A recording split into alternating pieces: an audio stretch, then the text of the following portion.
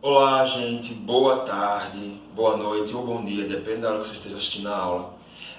Hoje a gente vai falar sobre o sistema cardiovascular. Vamos continuar falando do sistema cardiovascular. E aí hoje eu separei a aula para justamente a gente conversar um pouquinho sobre o sangue, né? O sangue, que é essa parte líquida que faz parte do sistema cardiovascular. Já falei para vocês que a função do sangue é levar elementos, né? Levar substâncias, inclusive oxigênio e CO2 para as células. E que, né, o sangue é a parte líquida desse sistema, que é o sistema cardiovascular, tá? No sangue, a gente vai encontrar alguns elementos, tá certo? Esses elementos são chamados de elementos figurados. E quais são esses elementos figurados que encontramos no sangue? A gente tem, né, os glóbulos vermelhos, os glóbulos brancos e as plaquetas, tá bom? E aí eu tenho aqui a imagem, só para a gente dar uma olhadinha, justamente dos elementos figurados, né? Os glóbulos vermelhos, que são os eritrócitos, chamados também de hemácia, já falamos sobre eles. Temos glóbulos brancos, que são os leucócitos, que são vários, iremos falar sobre eles hoje. E temos as plaquetas. Se acontecer, por exemplo, de a gente centrifugar o sangue, a gente vai ver que o sangue é dividido em três partes. Olha. A parte vermelha, que são os eritrócitos, a parte branca, que são os leucócitos, e a parte líquida, que é justamente o plasma. É como se fosse uma sopa, minha gente. Vamos imaginar uma sopa. Eu tenho um caldeirão, e nesse caldeirão, que é a água, eu jogo macarrão, eu jogo feijão, eu jogo o osso, eu jogo as carnes, e fica tudo ali misturado. É como se fosse isso aí, né? Então o sangue ele tem a parte líquida, que é a água, que se chama de plasma, e nesse plasma a gente tem todos os elementos que estão misturados, que são os glóbulos vermelhos, que são chamados de eritrócitos ou hemácias, e são os glóbulos brancos, que são os leucócitos, tá?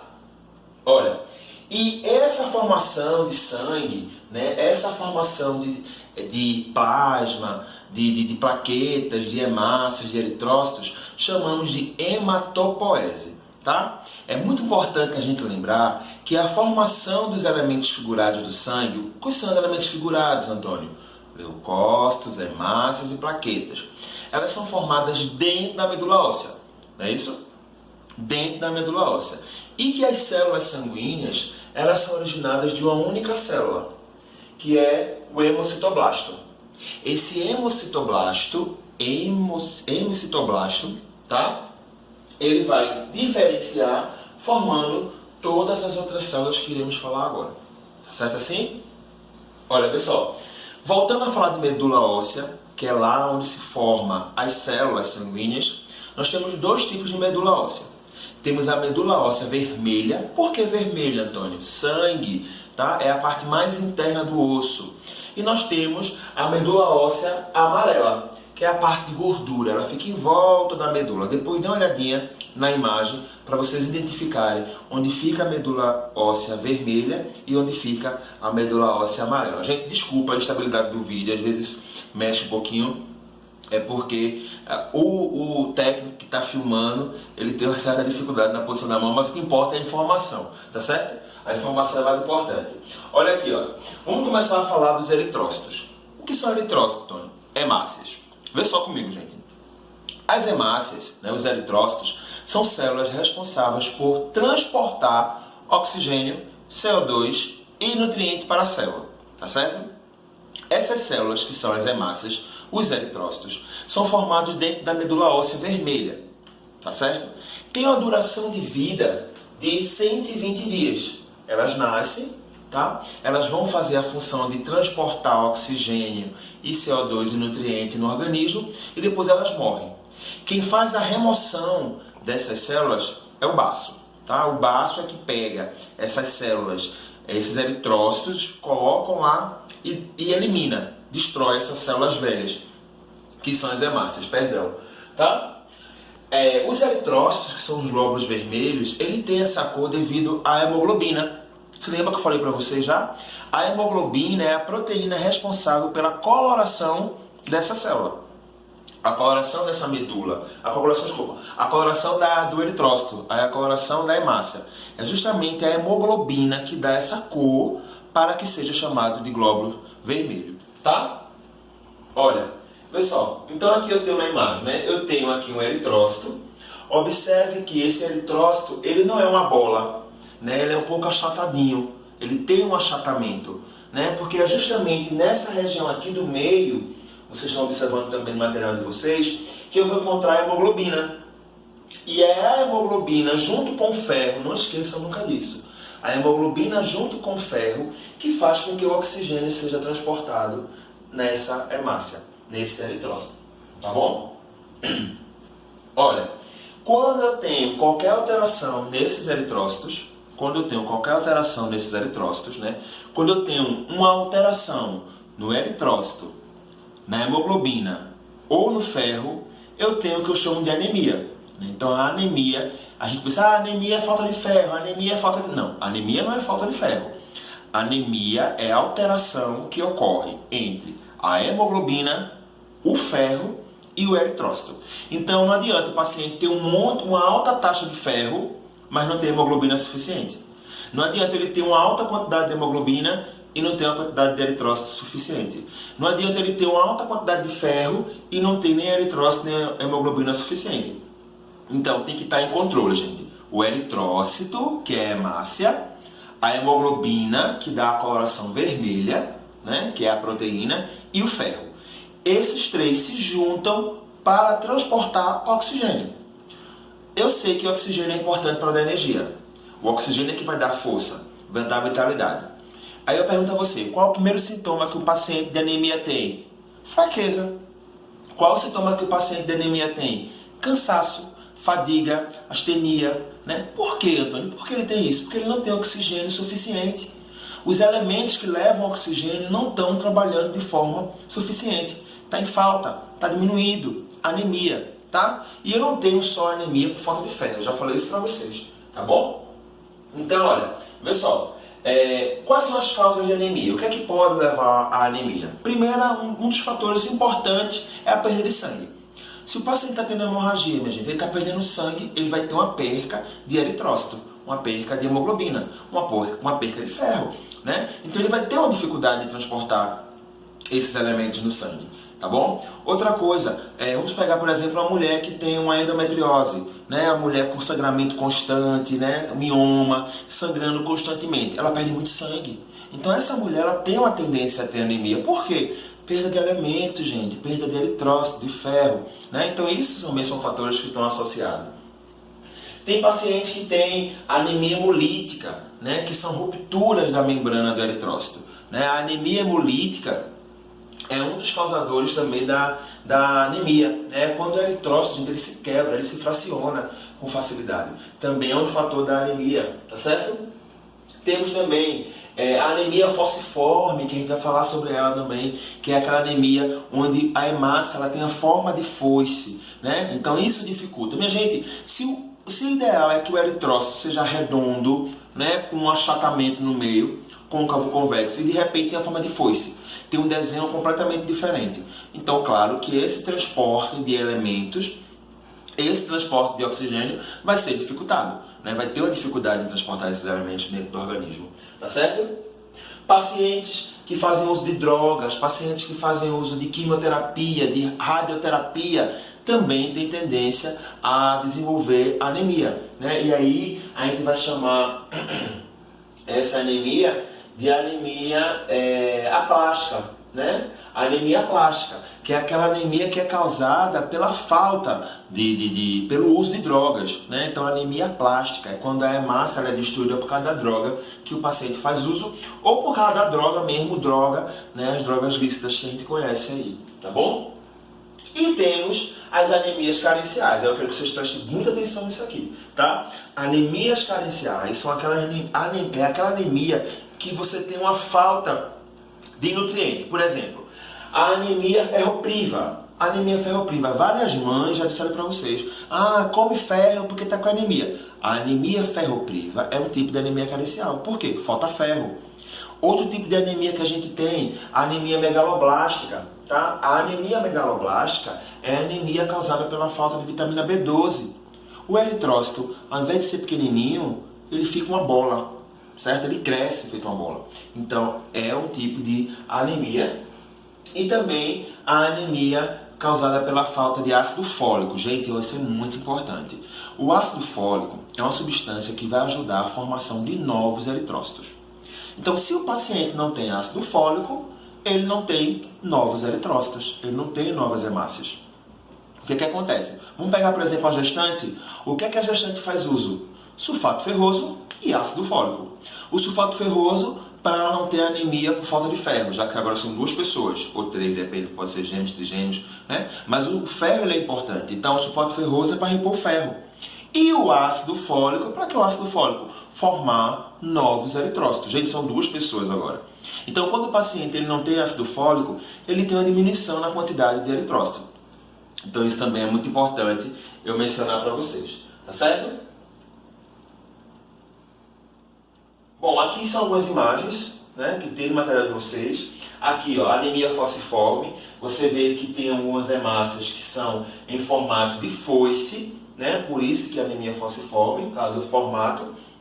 E tem aqui uma imagem, ó, da esferocitose, que é justamente quando a hemácia ela tem uma membrana defeituosa, ela tem um defeito em sua formação.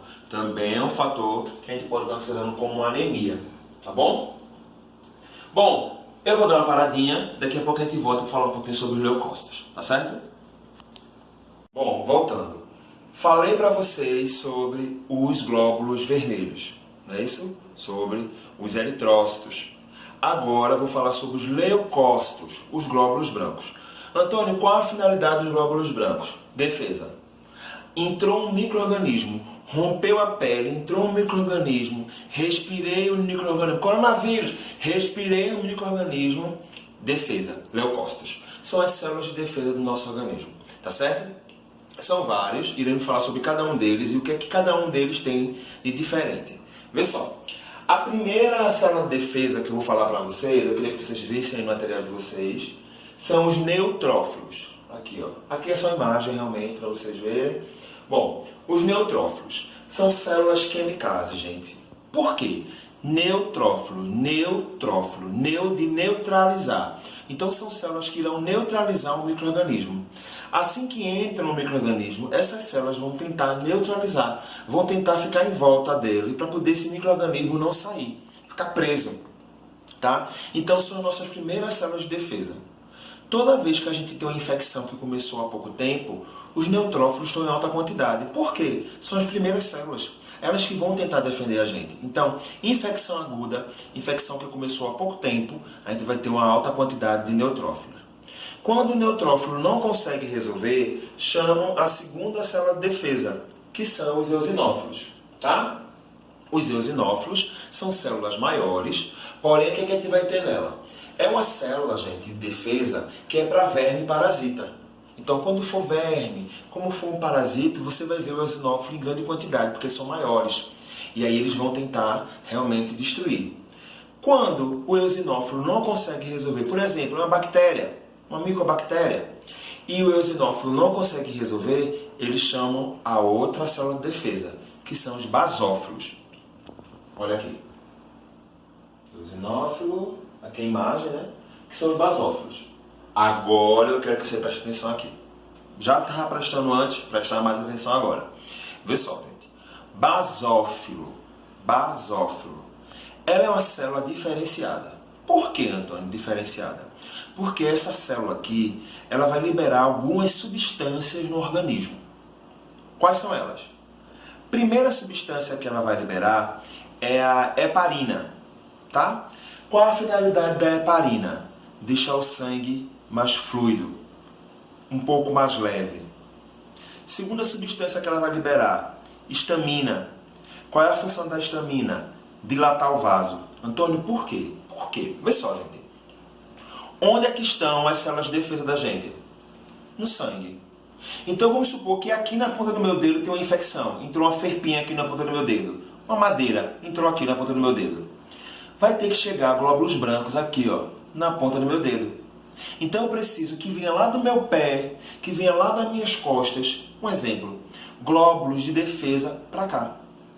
Então, eu tenho que fazer com que meu sangue fique mais fluido, heparina, E eu tenho que fazer com que meu vaso fique mais dilatado, para o sangue correr mais rápido. Estamina. Deu para entender? Então, o basófilo ele vai liberar heparina, que vai deixar o sangue mais fluido, e estamina, que vai dilatar o vaso.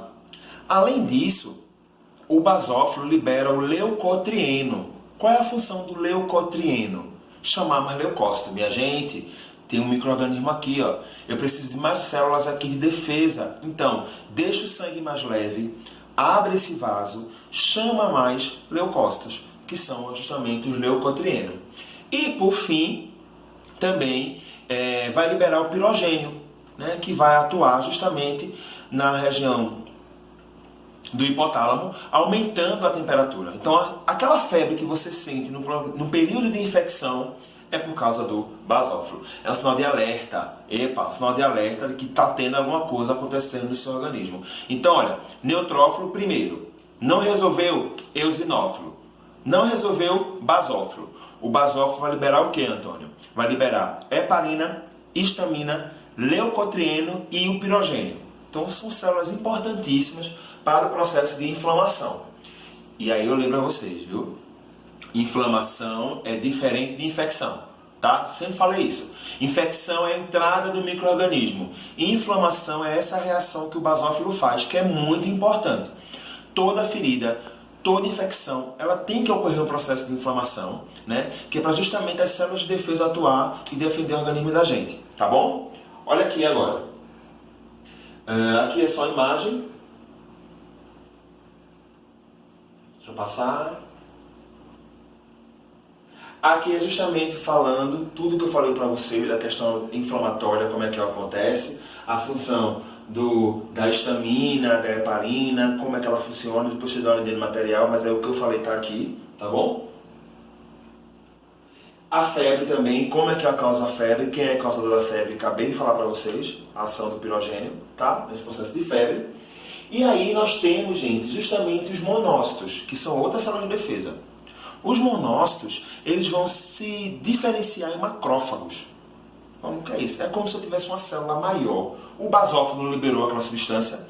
Agora o macrófago ele vai tentar comer. Comer mesmo, gente. Tentar engolir esse micro-organismo.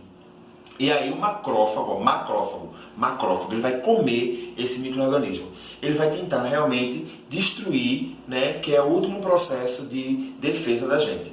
Aí, quando o macrófago não consegue, chega justamente o linfócito. Deixa eu passar aqui para vocês verem. E aí o linfócito, eu costumo dizer que o linfócito, é só imagem isso, tá? O linfócito, eles já são diferenciados, né? O linfócito é aquele que a gente chama de anticorpo. É isso aí, a palavra é essa, gente. Anticorpo, né? Depois que todas as células foram lá tentar e não conseguiram de forma alguma, aí chegam os linfócitos. E aí, qual é a função do linfócito? O linfócito T,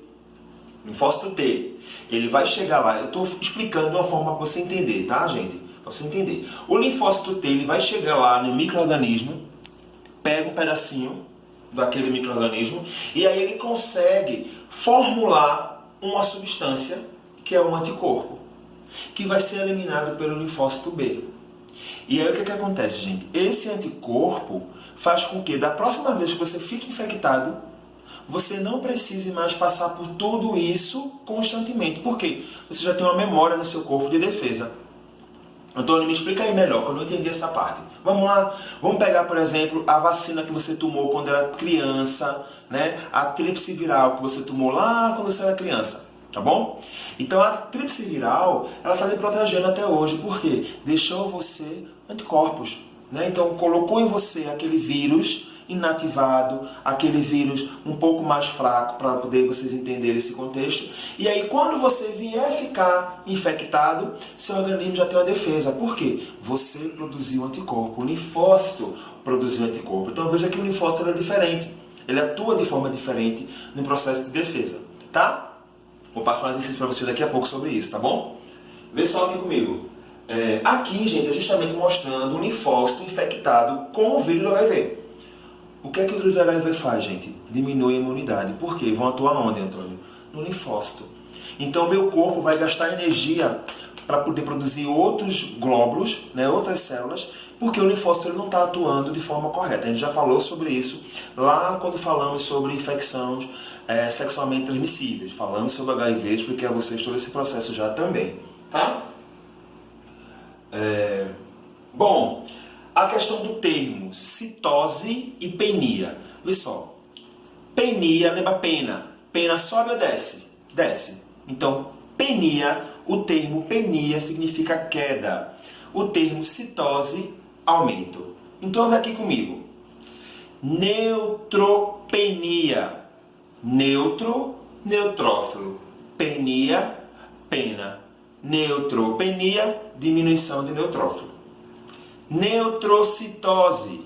Neutro, neutrófilo. Citose, aumento. Neutrocitose, aumento de neutrófilo. Então, aqui dois termos, ó. Leucocitose, leucopenia. Diminuição de leucócitos baixos, leucopenia. Leucócitos alto, leucocitose. Tá? Basocitose é o quê? Hein? Monocitose é o quê? Certo? Eu quero que vocês aí pensem e me dêem essa resposta aí. Pode responder aí enquanto vocês estão assistindo a aula. O que é o pus? O pus nada mais é do que os leucócitos mortos, minha gente. Durante a batalha, não tem soldados que morrem, pronto, é o leucócito, viu? Então aquelas células que estão lá, né, lutando para poder destruir o micro-organismo, aqui na ferpa do meu dedo que entrou, tá aqui, o processo de infecção está ocorrendo aqui, vai ter pus, ó, vou apertar e vai sair pus. De onde vem esse pus? Os glóbulos brancos que estão aqui morrendo. Você lembra que eu falei a vocês das substâncias que são liberadas para poder chegar a mais leucócitos? Se chegam mais leucócitos, minha gente, mais células vão morrer. Tá bom? Então, o pus é natural, né, faz parte do processo mesmo de defesa do organismo. Então, pus são justamente as células brancas, os glóbulos brancos que estão mortos nesse processo. Tá bom? Então, eu vou dar uma paradinha agora. Daqui a pouco eu vou falar um pouco sobre plaquetas. Plaquetas. Plaquetas também é chamado de trombócitos, tá bom? Plaquetas. Plaquetas, gente, são também células figuradas do nosso sangue. Qual é a função das plaquetas? Coagulação sanguínea.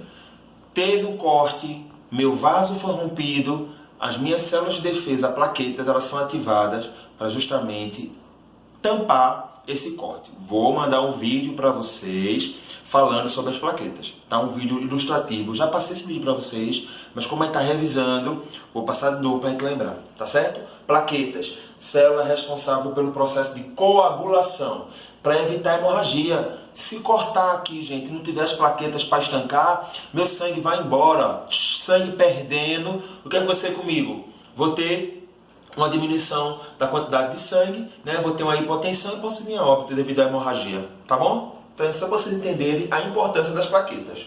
Tá certo?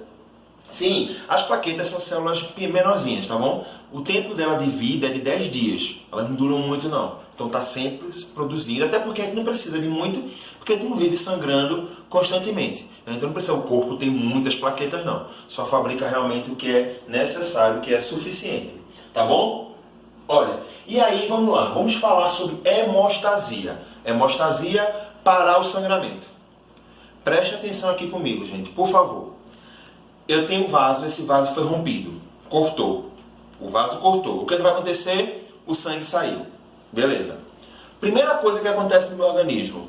Meu próprio organismo vai fazer uma vasoconstricção. Vai comprimir o vaso para evitar que aquele sangue vá embora. Tá tremendo um pouquinho por causa do técnico. Que tá tremendo. Mas vamos, volta aqui. Para de rir. Foca aqui. Olha.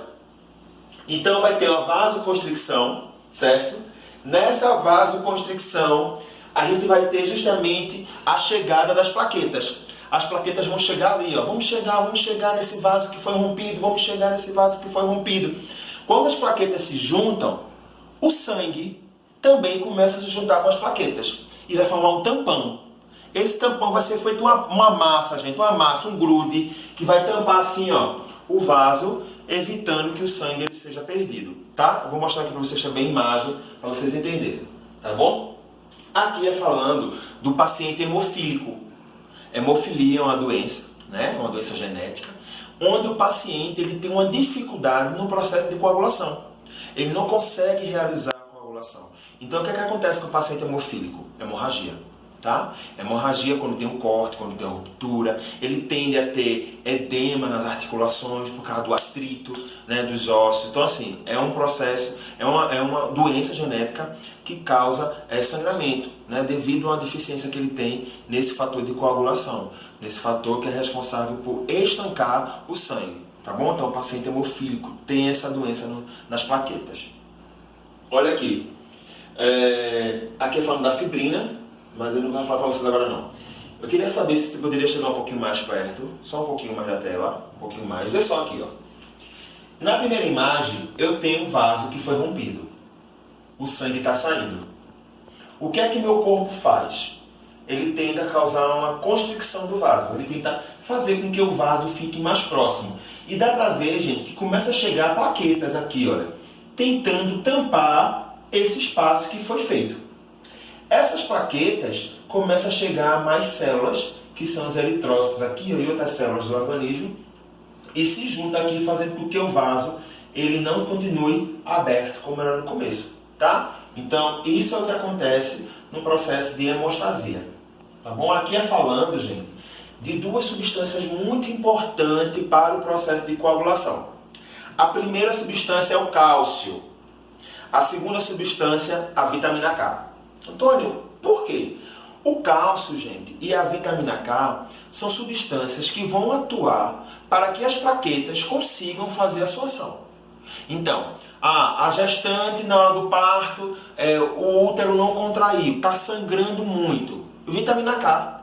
Vitamina K. Sabe por quê, minha gente? Porque a vitamina K vai ajudar no processo de coagulação. Tá? Então, paciente que tem diminuição da quantidade de cálcio, que a gente chama de hipocalcemia, e paciente que não tem uma quantidade suficiente de vitamina K, ele tende a ter hemorragia, tá bom? Então, assim que a gente vê, por exemplo, em caso de neonatos, né, recém-nascidos, a gente faz vitamina K intramuscular na perninha dele, no vaso lateral da coxa, a gente faz vitamina K, que é para ajudar no processo de coagulação dessa criança, tá bom? Então, vitamina K e cálcio são duas substâncias importantes. Paciente que, bota assim, ó, paciente tem baixa quantidade de cálcio. Um idoso tem baixa quantidade de cálcio, né? Ele pode ter hemorragias frequentes? Pode. É um fator sim que pode, tá associado, né? Então, ficar atento à questão da vitamina K e do cálcio para o nosso paciente, tá bom? Vamos ver aqui. Aqui, gente, é só mostrando passo a passo, tá no seu material, mostrando tudo que eu expliquei sobre o processo de coagulação. Dê uma lidinha e dê uma olhadinha no vídeo. Muito importante isso também, tá? Deixa eu ver. Bom, então eu termino também essa aula de hoje, tá? Ele ficou super feliz agora, chegou, olhou assim, alegre, porque acabou, né? Foi rapidinho, gente, é só realmente uma revisão. Vai ter exercício hoje para vocês acerca disso, eu quero que vocês respondam após essa aula, tá bom? E aí a gente se encontra agora na segunda-feira. Na segunda-feira a gente vai falar sobre tipos sanguíneos de novo, tá?